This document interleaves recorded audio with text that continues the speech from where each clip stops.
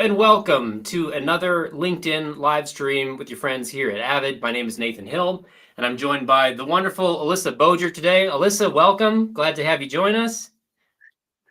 Thank you. Happy to be here. Yeah. Some who are following us on LinkedIn may have seen even a post yesterday that Alyssa and I would go back 10 plus years, overlapping, sitting in a boardroom while I was working for another organization. And it's just funny how life continues to bring people together, especially in our small little fundraising world. So this is pretty fun for me. Yeah. It is. Well, as y'all are joining, I would encourage you to jump into the comments, whether you're watching on YouTube or you're watching on LinkedIn, and let us know a couple things. Number one, who are you? We'd like to get to know you. What's your name? What organization are you from? And then ultimately, where are you joining us from today? I'm joining you from Fort Collins, Colorado today. Alyssa, where are you coming in from? I am in Dallas, Texas. Are you in the office? Are you at home? I love the back. No, this is home.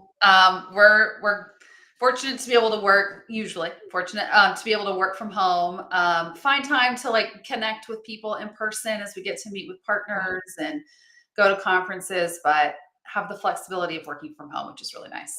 That's great. That's great. Awesome. Well, again, if you're joining us, jump into the comments. Let us know again who you are, what organization you're representing and you're with, and then where are you joining us from today. We've got a lot that we are going to cover today. It may, for some, feel a little bit strange to be talking about year end when it's still hot and it's August and school's just getting back in session for some folks. Some people haven't even gone back to school yet, all that kind of stuff. For me, it's a little bit strange because I've historically lived on the digital side where you don't need to really think about year end until, end of September, mid-October. If you're really being real, you might not actually start writing your emails till November, coming up to Thanksgiving as you're prepping for Giving Tuesday. But we got to talk about it in a much more holistic way as we're bringing in direct mail and all these different channels. And so we're going to talk about how can we start to prep for year-end giving. Alyssa, just any initial kind of thoughts as we begin our conversation here on year-end fundraising? Yeah, I was just looking over some strategies and copy for December proposal yesterday for direct mail. So I can relate to those of you who have already started or are launching year-end strategies, just given a lot of the timelines that go into mail production. But I'm really excited to just talk today about how small shifts and changes can help to generate greater results at year end, and how we approach more of the fundraising season from an omni-channel perspective, which is where we're seeing a lot of the growth year over year. So looking forward to diving into some of the metrics and then how we tackle and combat those trends with new strategies and thinking. Yeah. Well, I was excited as we started to do some prep to see kind of the overlap of thinking already, and just, we're not alone and you're not alone in seeing that this not just multi-channel, but omni-channel approach. How do we go engage people across all the channels they're present in, whether or not they give in that channel or not, but how that presence is driving greater giving and greater activity. So we're going to dive into it. A couple quick shout outs. We've got April joining us here. We actually got the Florida crew joining us. Looks like April 11th, Youth for Christ in Miami, Fort Lauderdale. We've got Sarah joining us as well. So shout out to Sarah. Thank you for making some time to join us from Fort Myers, WGCU Public Media. We got lots of folks jumping on. And so again, if you're just joining, jump in the comments. Let us know who you are, where you're tuning in from, and what organization you're from. All that said, let's go ahead and get started because we've got a lot of ground to cover. Again, we're talking about year end and how do we get ready for year end. We're going to cover a couple key areas. First, we're going to dive into some data about what happened last year, because it seems so long ago at this point. We got to kind of refresh ourselves what actually happened. We're going to look at some benchmarking even around what's been happening in fundraising in general outside of year end, because those trends are all kind of interwoven and connecting. And then Alyssa's going to take us on a journey of what can we actually do about these things? How can we set ourselves up for the best possible success this year-end season in order to strengthen those budgets as we go into a new calendar year in really a few short months? The time is going to fly. So all that said, if this is your first time on a LinkedIn Live event or a webinar with us here at Avid, Avid is the fundraising operating system. And there's a lot that goes into that. there's really three main things I want you to know about today. Number one, we bring all your systems together. Alyssa, I'm sure you've experienced this too. Many nonprofit tech stacks, they don't really talk very well. The tools we have usually don't really communicate super well. We want to go connect all those fundraising tools under one roof so you can see what's really truly happening in your program. We bring in AI tools and machine learning to help you spot the opportunities, the trends, the problem areas. What should you be doing next? And then ultimately help you go take action on that. How do you go take these insights and turn them into growth and into results? So we can unpack a whole lot more of that, but that is Avid in a nutshell. My name again is Nathan Hill. I oversee all things training here at Avid, including getting to talk about what's happening in year-end benchmarks, all the way to how do you use a tool like Avid to actually see greater results. So if you're using Avid, you're going to see my face plenty of times, and hopefully that's a fun thing. It's fun for me. So I'm again super grateful, Alyssa, that you're joining us. With all of your hands-on experience working with a whole host of different types of nonprofits and organizations, including one that I used to be at as well. And so it's really fun to kind of see that full circle. So Alyssa, tell us a little bit more about you and about Allegiance Group and Pursuant. Yeah. Well, thanks for having me. First, I will give a shout out to Avid. If you have not seen the platform, the tool, you've been in it, highly recommend. It's really just incredible and powerful insights that can be transformative. So highly recommend you take a look at that. I have the privilege of leading our client experience team at AGP, Allegiance Group and Pursuant. Have been in this space for quite a while. Started an annual fundraising, annual giving on the higher ed side, and have since been able to work through AGP with hundreds of different nonprofits, all sizes, types of nonprofits, verticals, challenges, and really just enjoy being able to think about custom solutions aligned to the needs and goals of each organization that we serve at AGP.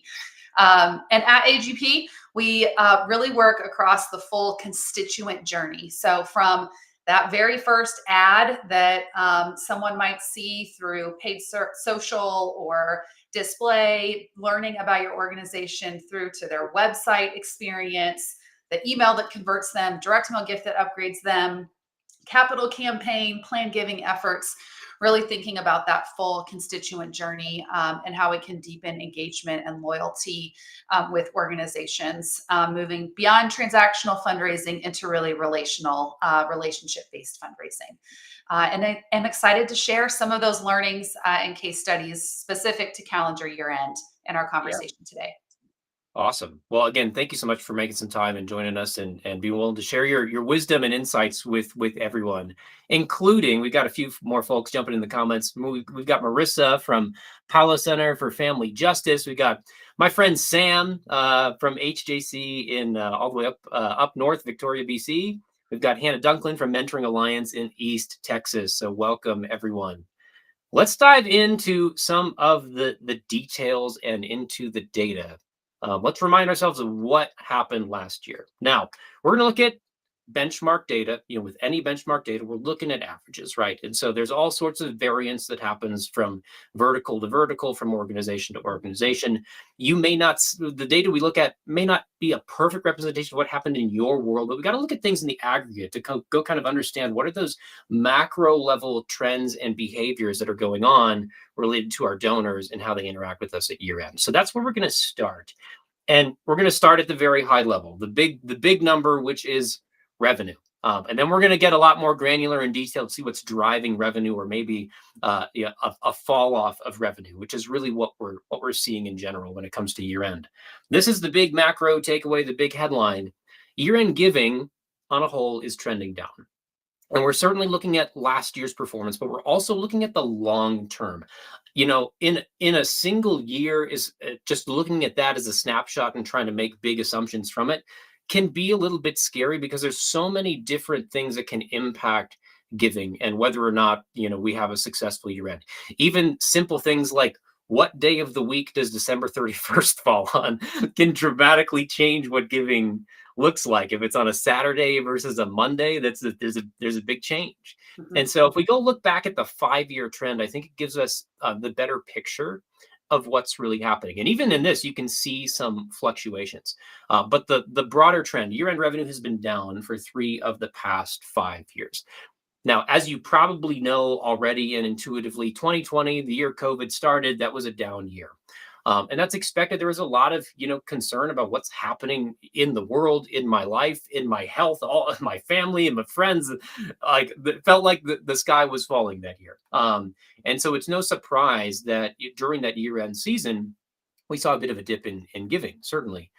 But we also saw this big rebound happen in the following year. Many organizations saw that same trend to varying degrees, but a lot saw this pretty extreme rebound in 2021. But then after that, you've got a down year in 2022, you've got a fairly flat year in 2023, and then you had another down year in 2024. And this is looking at all in channels, all in giving sources, all that sort of stuff. The macro trend, again, is that revenue is going down, even when you have these little bit of upticks here and there. In fact, just to have a little bit of fun with some math, I tried to lay this out. If you raised $1 million during year end 2019, going into 2020, we saw this 8.5% decrease that would drop you down to 915,000. So you can see the trends as they go. Then like an up year, kind of a flat year, another down year. Fast forward all the way to 2024, you're still in the negative. Again, starting raising $1 million at the end of 24, you're at 979,000.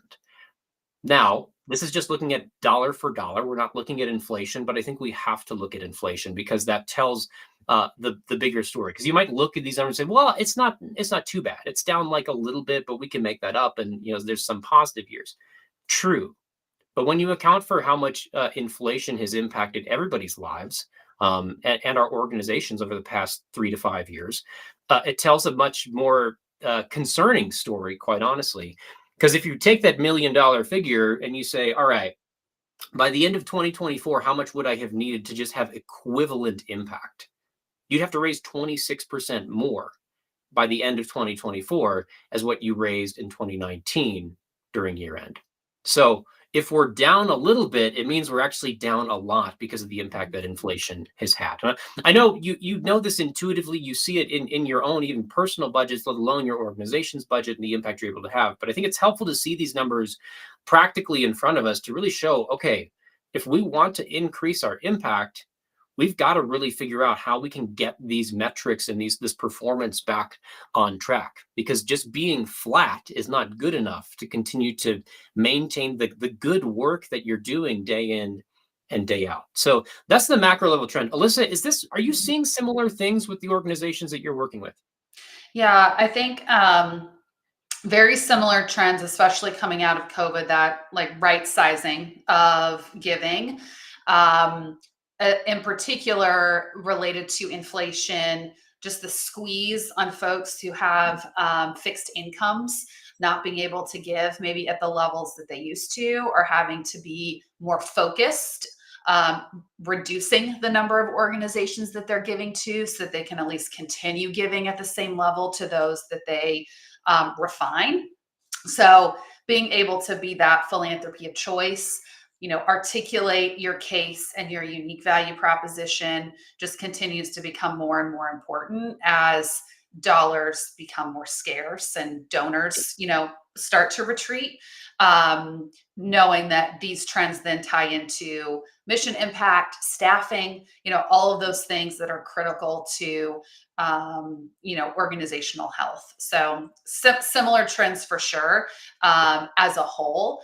And then starting to see some promise where we're implementing some new strategies or approaches, like we'll talk about in a little bit. Cool. Well, that's where we're excited to get to and glean from the wisdom that you have and the things you've been trying and kind of piloting, testing, and I'm sure they can make a difference for many people who are joining us today. I will say before we jump to our next kind of big trend we're seeing in the data, if you have any questions or just thoughts or commentary, just jump in the comments and drop them. We're watching all of those as they come in. If we can pause and answer a question for you, either about the data or about a tactic or a strategy, we would love to do that. So just feel free. Let's make this as much of a conversation as we can. Drop in all your thoughts. And we'll highlight those on the screen and dive into those as well. So that's kind of big point number one. Let's jump into the next one, which is related to acquisition. And I hesitate putting this on the slide in as like concrete language as is here, because I don't want this headline, which let me say it out loud, acquisition no longer is driving year-end growth. I don't want this to cause you to fully like retreat from leaning into acquisition during year end, because year end is still a big, significant, hugely significant time for driving revenue and driving new donors. But we're seeing some fall off in terms of how effective it is for acquisition. Doesn't mean it's not effective at all. It just means it might not be quite nearly as effective as it has been in years past, or at least to what we've made it out to be Right. historically. So to give you a little bit of encouragement before we look at maybe the discouraging data, Giving Tuesday is still effective for acquisition. Um, if you go talk with fundraisers and just regular people anecdotally, it to me at least, I'm curious your perspective, Alyssa. It seems like perspective on Giving Tuesday is shifting, and just how people approach it, whether or not people think it's valuable. But the numbers are really hard to argue with because they continue to grow year over year over year. You look at is it like the 10-year curve on Giving Yeah. Tuesday growth, and it's like it's amazing. Hmm. And then you look at acquisition numbers like this, and these don't look super exciting because we're looking at percent change and it looks very flat. But what this chart actually means is that in 2020, there were 233% more new donors on Giving Tuesday than in 2019. That fell off a little bit in 2021, but since then, you then had a 15% increase, and then an additional 21% increase, and then another 15% increase. And these are all compounding. They're continuing to grow every single year. Hmm. So by and large, Giving Tuesday is growing every year in terms of how many new donors it's able to bring in the door, let alone overall revenue for sure. So that's a bright spot in the middle of all this data. If you zoom out and you look at the whole year-end window, which by the way, we define that as November 15th through the end of the year, so about a 45-day range. You zoom out, you look at that whole picture, year-end acquisition on the whole has been trending down since 2021. So I share this because I think it's really helpful as we think about, how do we structure our communication? How do we structure our approaches and our strategy? If we're expecting year-end season to be a big driver of new donors, it still could be, but it seems like maybe the best time to lean into that really heavily is going to be early on and around that Giving Tuesday window where there's all this excitement and potentially a chance for greater exposure. But as you get maybe towards the end of the season, maybe acquisition isn't really the focus anymore in those last couple of weeks. And it's really how do we go activate our existing pool of donors, which I know, Alyssa, you've got plenty of Right. thoughts on how we can do that. So just to throw it to you, any thoughts on kind of what's happening in acquisition world throughout year Mhm. end? Yeah, I think we're seeing more probably success in almost front loading acquisition in the fall. So leading into November, how can you strategically leverage September, October, November to really drive more of that acquisition? It might be direct mail acquisition, starting to turn on paid media to begin to like seed year-end messaging. That kind of drumbeat of communications, getting out ahead of just the noise of calendar year end, can help to bring in some of those new donors who are then more likely to give a second gift in that calendar year end time frame, Mm, especially if you have offers like a match or a challenge. So it's a great time to be able to acquire a donor on the front end, then immediately be able to follow up with some type of second gift conversion and boost those retention rates. Being able to kind of pay back that acquisition investment pretty quickly in a short time period, because of what is typically stronger messaging around year end. More frequent messaging where you can try to secure that second gift. So yeah. I think being able to maybe prioritize some of those efforts in the fall, where then calendar year end, still like you shared, Giving Tuesday. I think counter to a lot of industry folks are like, oh, like what is this? Is this really something? Is it really growing? Yeah, like it is. Like you said, I mean, people continue to give more and more and more each year. So how do you leverage that opportunity? But then the Mhm. rest of year end is more about upgrading, reactivation, retention Yeah. of existing donors and that conversion of newly acquired. Those are great insights. Even a couple days ago, I was at an event and was doing some training talking about donor retention. And one just like fascinated, it continues to fascinate me there's a stat, basically, if you can get that new donor to give that second gift within their first 12 months, their likelihood of retaining into year two just skyrockets. And so, I mean, what an interesting approach then to go kind of front load your acquisition in early fall, and then have this just beautiful opportunity for reactivation Mhm. as you have all the messaging around year end, all the excitement around it. So Right. there's kind of an interesting way there to kind of stack those strategies to just lead Yeah. to potentially better year two donors, which lead to your better key multi-year donors, et cetera, et cetera. Mhm. Mhm. Interesting. Yeah. I'm glad you're here to try to drive these insights. This is fantastic. Well, let's jump to one more kind of area of the data. I mean, I spent a long time kind of going through our Avid benchmarks around year-end fundraising, and there's so many things we could dive into, but we don't have nearly the amount of time that I would love to have to go dive in all the details. But I wanted to zoom out and look at, what's happening a little bit more broadly outside of year-end, because what's happening in the bigger landscape of fundraising is obviously impacting how year end is performing. And so we have to bring those two things together. And as we look more broadly, it's just in general getting harder to retain and reactivate donors. And this probably doesn't come as a surprise or a shock to anyone. I think the decline in retention that we're seeing across the industry is something that's been easy to sweep under the rug for a while because it's a slow trickle. It's not like a big, massive fall off. Mhm. And it's really easy to say, oh, it's flat. It's basically flat. But when it's basically flat every year, but it's actually trickling down, it becomes a really massive problem. And reactivation is kind of going in the same direction as well. So, a couple stats for you. This is what's happening in terms of retention. Now, again, this is looking at the Avid data universe. It's about 130 some organizations in our benchmark, representing a pretty large size in terms of donors and revenue as well. But as we look at that data universe, retention is on the decline. If we go look at what's happened in 2025, I don't have it here on the chart, but it hasn't improved. It hasn't gotten better. In fact, it might still be going down. We'll see when we get to the end of the year, but it's following the same trend. There's not some big magical turnaround that's happened. So retention is down, it's going down, and it still hasn't turned back around. We're seeing the same thing on the reactivation side. The chart at least makes it look a lot more dramatic. The Mhm. numbers, though, are certainly smaller Yeah. because reactivation rates are generally smaller anyway. But reactivation is down, and same story. 2025 has not improved reactivation either. And so you have these kind of headwinds basically Mhm. against us as we're approaching another year-end season, where we're already in year end as well, seeing lower participation in general, again, harder to go acquire new people. So all these things are kind of coming together to lead to some big challenges with seeing the same year-end results as what maybe we've seen in previous years. Do you see any other types of things happening out there in the kind of broader fundraising world, or do you see these same types Mhm. of trends happening? Yeah, for sure. Very similar trends, if you look at Fundraising Effectiveness Project and some of the other benchmarks where retention continues to slide, much more so among those micro donors, smaller, donors giving $50 or less.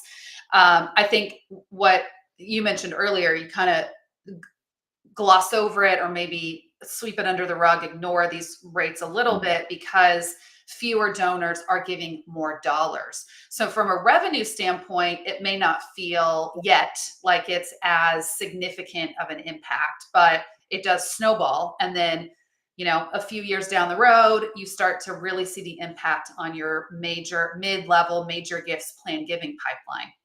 And so you have fewer donors that you're bringing in to be able to upgrade. Yeah. That's going to have much more of a long term impact on organizational health. What's challenging is that, especially over the last couple of years, as organizations' budgets have had to get tighter and leaner, you have to do more with less.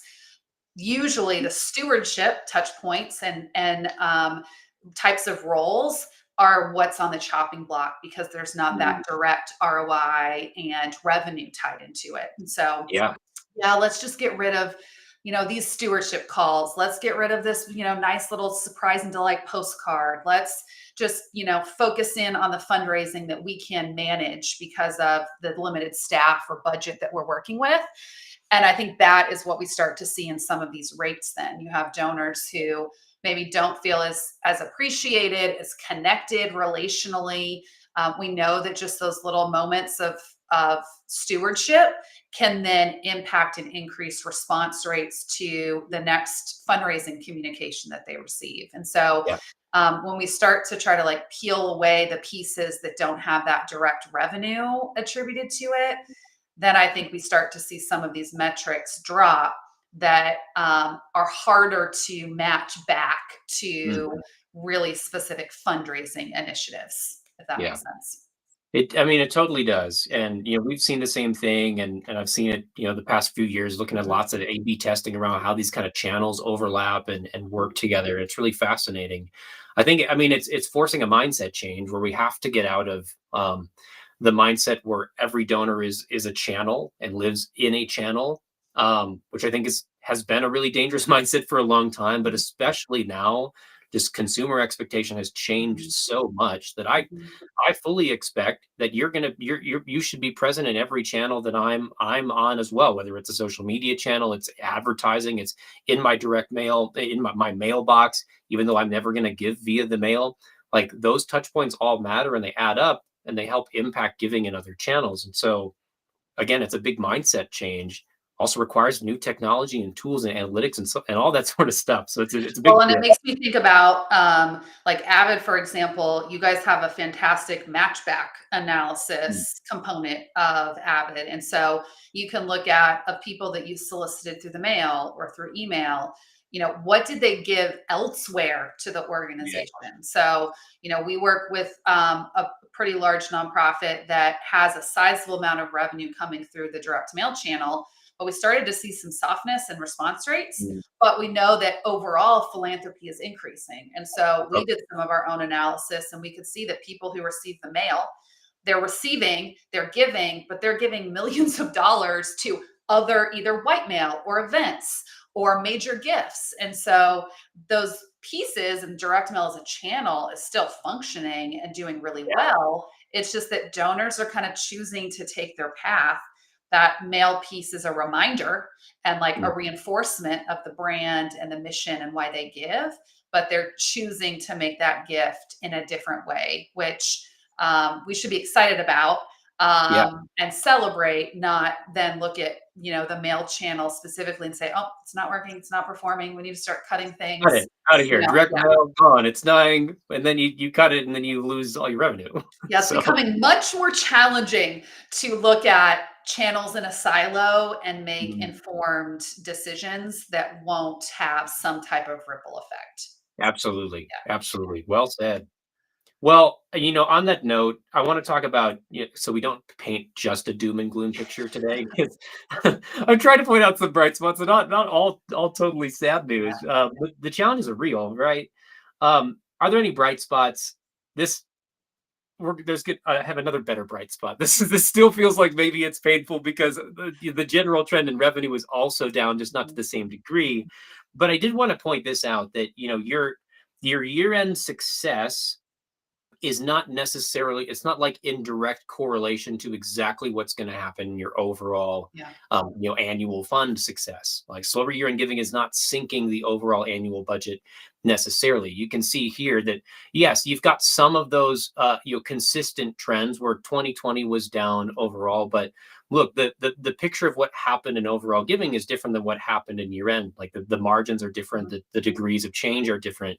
You've got this uptick in 2023. Last year in general was fairly flat, where in year end last year we saw it was actually significantly down. And so I think if you're kind of reading between the lines, what this is saying more broadly is that giving behavior is shifting and is changing. And we can't necessarily only rely on these big catalytic moments like your end of fiscal year and your end of calendar year to go drive all of your giving or the vast majority, the 80, 90% of it for the year.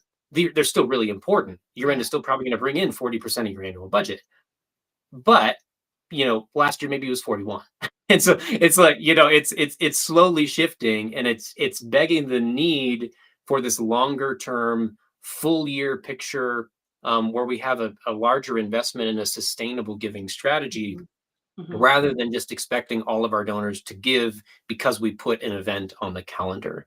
Yeah. Um, so I think that's kind of maybe what's happening between the lines. I want to hand it over to you, and I want to show a couple more Yeah. stats. I'm going to kind of buzz through them here, and then give you the floor here because you've got lots of insights to share. Another bright spot that we're seeing, I won't unpack this too much, but plenty of examples of organizations that are making some significant inroads on these challenging areas like retention and reactivation. Um, on our website, you can find these avidai.com. You can find some customer stories and case studies of people that are actually using Avid to go drive big increases in retention, big increases in reactivation. One being KCBI that drove a 19% lift in recurring donor retention, which is really hard to move at all, let Mhm. alone to that degree, by being more human and investing in an omni-channel, humanized, personal cultivation approach. So there are lots of bright spots where people are making significant improvements in these challenging areas. And then one other kind of thought is just omni-channel in general, which I know you're going to talk about more too.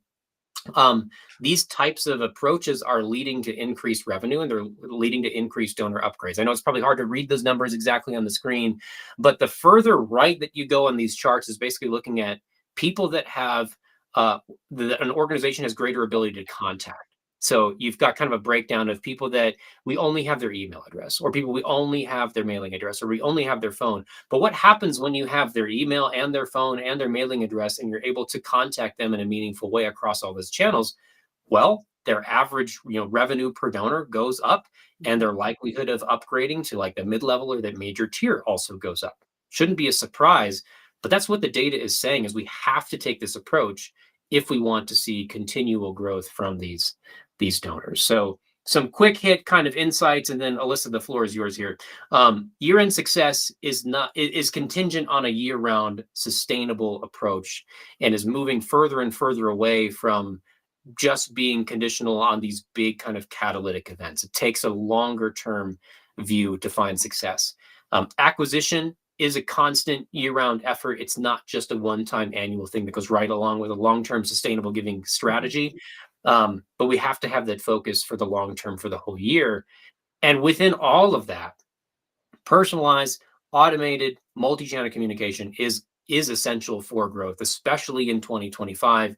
We have to be moving towards this direction where we're a lot closer to more of that one-to-one level of communication where the donor feels known, and we're scaling that using new technology, AI tools, automation, all that sort of stuff. So lots of data further to dive into for sure. If you want to get access to all of these benchmarks, you can actually get them free for life. You can go scan the QR code, go to avidai.com/benchmarks, and you jump in here, sort by vertical, sort by revenue size, find lots of interesting insights here. We'll be publishing another year-end fundraising benchmark again this year. We had like a day-by-day tracker last year, so you can see how you're doing daily throughout the season. So that'll be coming again soon.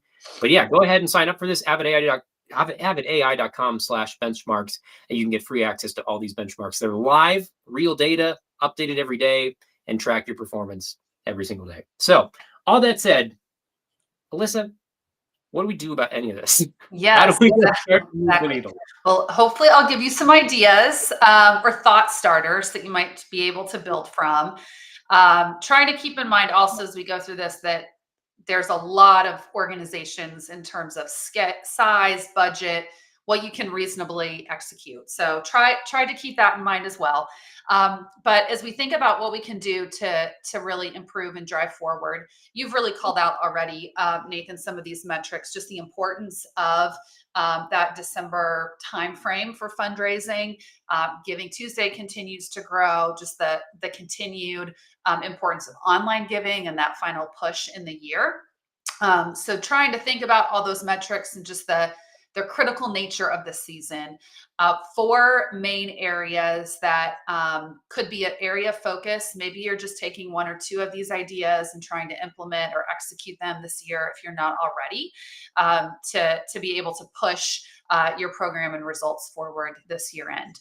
So the first of those is leveraging digital for acquisition. So we chatted a little bit about this. I think really prioritizing new donor acquisition as much as you can before you have that lead into year end, and then activating any budget you have available around media for that full, more omni-channel approach for communications throughout December.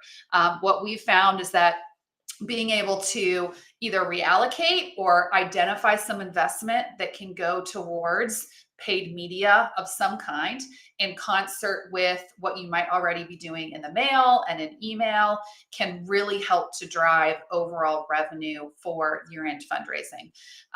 Emails are just the inbox is getting more and more cluttered, and also more and more divided by AI. So, you have your different folders now and where they're pushing emails. And so your actual reading of constituents who are consuming your email content is probably getting less and less. We can't really measure that as much as we used to because open rates are not helpful. So being able to expand into digital acquisition and paid media is really where we're seeing success and growth in online, where email is starting to kind of even out or even decline year over year. So a few examples of that. We work with all different types of organizations. One last year, Phil Abundance, which is a really large and wonderful food insecurity organization in Philadelphia. We executed full funnel paid media efforts for this organization. We also had to do that with a reduced budget just based on their available budget in this landscape. And so with that full funnel approach, optimization of where we're, targeting the platforms that we're using, we were able to increase their year-end revenue 34% with a 5% lower spend. So being able to think, if you don't have a media partner, or if you do, how can you optimize more of that full funnel approach to drive revenue at year-end? We also did the same with MSAA, the Multiple Sclerosis Association of America, and really pushing into programmatic display for them for the first time. So moving beyond, paid ads in Facebook and onto display ads that you might see as you're searching different websites, for example, or on YouTube. And we were able to generate positive ROI, positive return on ad spend, with an overall lower spend for advertising for the year. And then with National Audubon, really saw great success there as well, beating industry benchmarks, and a surge in new donors. So I would say paid media is where that acquisition can be a strategy that works for you at year end. Maybe not as much in some other channels, but it can really be a powerful source of donor engagement, donor targeting, being able to look at your email list, your direct mail list. How can you retarget those individuals, maybe especially lapsed donors, knowing that was a challenge that you highlighted, Nathan, in that year-end kind of acquisition media bucket, to really try to re-engage and accelerate giving across the online spectrum. So takeaway from this is, as you think about online strategies, it's not just email, that it's expanding to be other ways that you're engaging across devices and online channels. Well, if I can just double click on it just for a second. I didn't show all these data points because there's just not enough time, but one of the best bright spots in terms of year-end giving in general was what's happening in online. So a lot of the fall off in overall revenue is largely driven by a fall off in engagement participation in those offline channels. But online in general has a lot more bright spots of actually seeing growth, especially on the acquisition side. So we're seeing the same thing in our benchmark data, and it's because people like you are helping implement these types of strategies, and it's really driving growth. So that's from my view too, a primary place to go make an investment as you're approaching the year-end season. And it doesn't have to be large. We work with some really some small regional food banks and more community focused nonprofit organizations that may just put a few $1,000s Mm, towards, paid social at year end.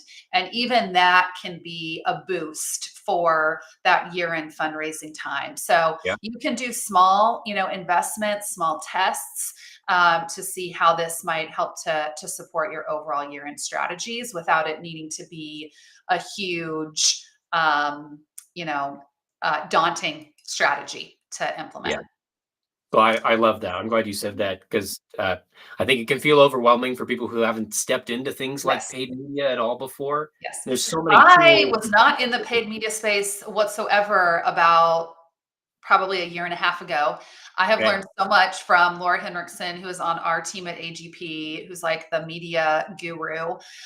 So if you don't know, like use chat GPT, like tell me about paid media channels and how I use it in nonprofit fundraising.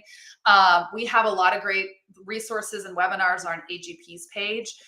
It is a world that I did not know really existed in such breadth. And it's really exciting to see the opportunity that's there.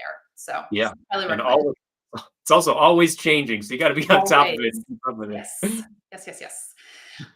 Okay, so then the next strategy is really thinking about upgrade, how you can turn those mid-level donors into growth drivers for year-end fundraising. A few things to just kind of keep in mind is that these donors really are typically your most loyal. Sometimes they're just hiding in your actual, database, donor base. And so being able to leverage tools like AGP's Giving DNA platform or your own maybe internal third party, first party data points to identify donors that might have the capacity for upgrade. That can be an ideal audience to think about custom kind of tailored strategies at calendar year end. It might look like taking a segment of your donors and asking them to help fund the match that you will use at calendar year end. So instead of maybe one significant donor or corporate partner contributing a match, which they could still do, that's great. Do you have a really mid-level or upgrade donor funded match pool that you can use in your communications at year end? That can be a way to engage those donors who are on the cusp of mid-level or already giving mid-level to feel like they're able to make a greater impact, that their gift can be used to inspire giving from other donors. And then we've seen in a lot of cases, they give a second time at year end. So they give to fund the match, and then they also give to the match. So it's, 2 for 1, which is fantastic. Yeah. One way that we have executed this is with Moody Bible Institute. So if you'll go to the next slide, Nathan, Mhm. we really felt like there was the opportunity to tap into some donors who were not assigned to gift officers. So Moody has a fantastic problem in that they have a very large base and not always all the gift officers needed to cultivate those prospects. And so we used Giving DNA to identify a targeted group of 2,000 donors who were candidates for upgrade and engagement based on a variety of different factors like wealth indicators, giving history, giving to other organizations, so kind of their philanthropic score, if you will. And then we created a custom package for these donors. And then they received all the other typical calendar year-end communications that other donors receive. A couple of additional direct mail appeals, email communications, any follow-up in other channels. And we saw significant growth. So 443% increase in giving from this audience. Response rates to all of the communications that they received increased over this time period. So it's not like we sent them this additional mailing and it cannibalized giving to the remaining communications. We actually saw an overall lift. And then we saw follow-on giving increase for the remainder of the fiscal year. So not only did they give more at year end, but they also gave more for the 6 months coming out of calendar year end than they had given in the year prior. So going back to that comment earlier, when you cut those stewardship opportunities, some opportunities like this might look like an initial investment, additional investment for that one campaign and the revenue that it might generate, but it can have a follow-on impact to other campaigns and downstream giving that provide an overall lift, which is really exciting. It's amazing. Well, Yep. I want to highlight one thing you said that I Yeah. think is really important for a lot of people. Like the temptation often when you do something like this is like, okay, we're going to do this dedicated thing for this group of people, for this segment, in this case, mid-level donors. So we're going to go pull them out of this package and we're going to go pull them out of these mail. Like, oh Don't do man, it. we can't do it. No, it's the temptation, but like the data here, puts that very plainly. To Yeah. see that increase across every other channel that they're already being communicated in, as well as the performance of this. It's Mhm. amazing. What else do you need to know? Don't Right. pull your people out of the other stuff. No, no, no, This no. is a great additional touch point. Exactly. Amazing. And so on this next slide, you can just see a really high level example of what this package looks like. So for some inspiration, it was a little bit larger. So like a 6x9 envelope versus a normal, number 10 direct mail package. It was personalized, so a letter, more of a full page reply form. So it felt a little bit more like a memo type of ask. There was a holiday card inside from the president, and then a proposal. So just a front back piece of paper that really highlighted the case for support, but in a little bit more of an elevated way. It had, a proposal prepared for, Miss Alyssa Boger and all of the different communications tied into the mission. So it wasn't lots of new content. It was really more of a repackaging of existing case language, but put into a format that just felt a little bit more elevated, high touch, and then launched really that theme for calendar year end for what they would start receiving for the remainder of the campaign. So this has worked really well. We've used this at Moody, a number of other organizations, and have seen really great success in helping to lift overall engagement. One other just idea I'll throw out there for upgrade is thinking about how you might push your donors to give through their DAFs at calendar Mm. year end. So it can be just an email. It could be an insert you drop into your direct mail appeal at the end of the year. But giving through donor advised funds just continues to grow significantly year over year. It's becoming more and more accessible to just the average donor. GoFundMe has recently launched giving funds. Like it's just Mm. very easy for any person to have a DAF and give through it, but it can stay. Those funds can stay in the DAF if they're not pushing to distribute them. So a reminder at year end, it can be, like I said, an email or an insert just to say, if you have a donor advised fund, make sure to distribute those funds toward your organization before the end of the year. That can help you to also see a surge. It may not be direct attribution to the campaigns, but you should see an increase in some of that DAF giving with just those simple reminders. Yeah, that's a great note. And then moving into omni-channel. So we've used this phrase a number of times in our conversation. This is really where we're seeing organizations transcend the typical industry benchmarks when they're really activating a number of different channels all in concert with one another to amplify the campaign message is where we see overall growth. It does not always mean that you have to have more budget to execute the omni-channel strategy. So it might mean that you segment your campaigns a little bit differently. You maybe you reallocate where investment sits into the channels that are driving more engagement, or you go maybe to your board and you do ask for a testing fund or innovation, investment to be able to drive growth during this calendar year end season. So what does this look like? If you'll go to the next slide, Nathan, we, this past Giving Tuesday, for a number of organizations, but in this case, City of Hope, activated full omni-channel strategy. This was executed the year before, a bit fragmented. They had other partners that were kind of executing different channel strategies.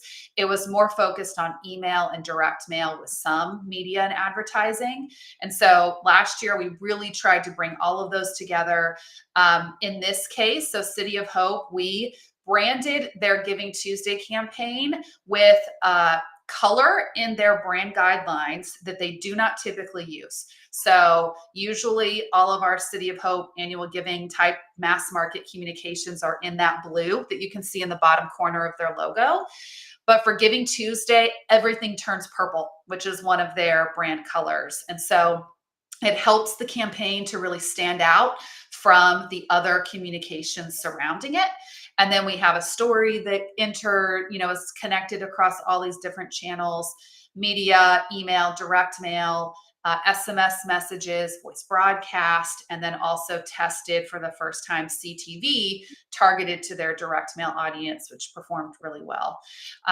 So as we look at how this, was activated across channels and the results on the next slide, this was a lot of different touch points. So you don't have to necessarily execute all of these strategies or all of these touch points to generate growth. But we did have a pretty robust and comprehensive program and strategy for City of Hope in particular. One thing I'll call out is direct mail for Giving Tuesday. They have the file size to support it, so this may not work for all organizations, but we have that mailing separated into 3 key segments. One that is all of their offline responsive donors and online donors who have given at least one offline gift. They get a typical, number 10 direct mail package. Anyone who's only ever given online gets a postcard with a QR code to drive them to give online.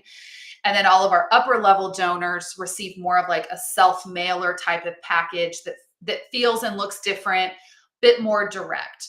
And we have seen really great impact through that strategy. We've been able to reinvest the budget that we would have put towards sending all the online only donors a full direct mail package. They just get the postcards. So we can put those savings toward more of our digital strategies where they're really going to be activating. So thinking about ways that your donors might engage and that you can segment. And then you can see the growth we saw year over year here with that full, just omni-channel kind of full court press compared to what we were looking at earlier in some of those industry benchmarks. So as much as you can, trying to activate that omni-channel, the better. Yeah, and then finally, because we're planning in advance, wanting to just call out that all of the hard work that you're putting into year end, also be thinking about what comes on the other side of it. So you're going to have this acquisition, retention, re-engagement of donors, people feeling excited to be part of your mission and giving. Maybe their gifts have been matched or they funded a specific program. What does stewardship and cultivation look like come January and February? It is a prime time for sustainer conversion. Typically, donors who are asked, sustainer conversion is usually most successful when you can make that ask and convert donors in the first 30 to 60 days after their last gift. So as you come out of that year-end season, thinking about what a monthly giving conversion campaign might look like in late January or February, how can you take and build on that momentum from year-end, moving into that sustainer ask, which can help combat that seasonality and unpredictability with one-time gifts and helping to drive more donors into that monthly giving relationship. One thing to be thinking about as you're maybe considering those sustainer strategies is how you are supporting that feeling of community giving. Sustainer giving is also something that's continuing to grow. In some cases, in some organizations, it's seen more as a giving method. So monthly giving or sustainer giving, it's more of just I want to make a recurring gift or an auto gift. Where we're seeing greater growth in sustainer conversion and acquisition is where it really feels more like a community and a program. So NAMI, National Alliance on Mental Illness, we recently rebranded their monthly giving program from Sustainer Circle to Table of Hope. Table of Hope is really rooted in their founding. They were founded by a group of families sitting around a dining room table and committing to advocacy and support of their loved ones who are struggling through mental illness. And so we can now call back to that mission and building on legacy as we're talking about people joining that table of hope and being part of the table of hope. And so we've made no changes to acquisition conversion strategy. We literally only changed the name and how we can talk about this program. And we've seen a 226% increase in the number of sustainers and a 200% increase in sustainer upgrade. So as you're thinking about those kind of follow-on strategies going into 2026, maybe considering what a monthly giving program might look like if you don't have one. You don't have to have crazy long lists of benefits and tchotchkes that people are receiving by being part of the monthly giving program. But I think just creating that feeling of community, I'm part of something bigger, goes back to that retention challenge that you were mentioning earlier, Nathan, moving from like that feeling of making a transactional gift to really being part of a mission and greater impact. Well, every brand marketer is just rejoicing at this slide and the 200% increase by changing the name. But it's amazing. It's not just the name. It's like you kind of said this. It unlocks just such like more impactful messaging. Yeah, like the ethos around it just totally changes. Yeah, that's Yeah. incredible. Yeah. So just to wrap up, as I mentioned, I know all organizations look different, different budgets, different channels, different types of donors. This is not a one size fits all strategy. What works for City of Hope is not going to work for one of you amazing organizations like the Mentoring Alliance in East Texas. You do not have to copy that strategy to be able to drive impact and results. So thinking about maybe what aspects of what we've talked about fit into your existing strategy. What's one or two things you might be able to test or implement this year and see how that impacts your giving from year to year. And then just building on that consistent, I think, strategic thinking and intention around the program. It's not, just luck that these other organizations are seeing success. It's building on programs that have become really strong at like the basics and just the consistency of program implementation and strategic planning. It's fantastic. Well, Yeah. Alyssa, amazing. Thank you for all these insights. Of Super course. practical. Great for getting all of us thinking about what can we practically do over the next coming months as we get ready. Tell us about this resource. How can people kind Yeah. of take that? So we have published now, gosh, I think maybe for the last 10 years or so, 8 or 10 years, an annual giving outlook report.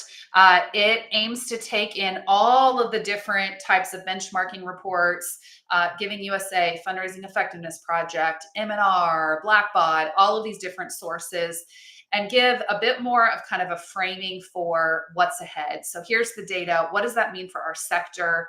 What does it mean for just donor trends and preferences? And from a little, maybe a bit more of a philosophical standpoint, how is this industry evolving and shifting and changing? So if you're curious about what these metrics mean for us as an industry at large, and then also for different market segments, highly recommend you kind of pre-order or pre-register to receive our Giving Outlook once it's released. Awesome. So pull out your phone, make sure you pull that camera out, scan the QR code, go take a look at the Giving Outlook annual report. Make sure you get that. What a great resource. Help us think about the future, where things are going. That's incredible. Something that certainly I've started to take to heart a lot more lately as we're doing some things around predictive analytics inside of what's available in Avid. Like, what an important thing for us to get our eyes up above like just this year's fiscal year budget, and how are we making sure that we're preparing for the future, lay a better landscape for long-term impact. I'll show one more kind of next step for y'all as well. If you'd like to dive deeper and kind of take a tour of what's available inside of Avid, because there's lots of tools that can help you start to implement a lot of these things that Alyssa's chatted about, especially as it relates to how do you go power things like omni-channel with all the lists and all the segmentation and all the Mhm. different metrics and analytics and even some campaign creation tools as well. You can scan this or go to avidai.com/access demo, or you'll find a little watch demo button in the corner. You can go watch a tour. It's about 10 minutes long that will walk you through. Here's all the different components and what you could start to see if you're using Avid as your fundraising operating system. So we are right at the end of our time. Alyssa, thank you so much for your time and all the wisdom that you've been able to share with us. Really grateful for you. Thank you. Of course. Any final words of encouragement to our viewers today before we part ways? Um, I would just say you all are doing incredible, amazing work. I know this, especially on the fundraising side, it can be hard, challenging, probably wearing lots of hats. Appreciation may not always come as much as you'd like it. And so, just I think taking a moment to maybe just give yourself a pat on the back and think about the impact that you're making in the world through your mission, being able to just tap into the hearts and generosity of those who support you. You're doing amazing work, regardless of what the numbers might say. So keep it up. Well, thank you so much for that. Alyssa, again, thank you for your time being with us. Thank you to all of you for joining us for another LinkedIn Live event with your friends here at Avid. We are rooting for you. And if we can help you as you take some steps forward to try to figure out how do we become more efficient, more effective, how do we bring new technology in to do that, we'd love to be able to chat. So again, scan the QR code, send us a message. Happy to follow up with you. Until next time, take care. We'll see you Yes. soon.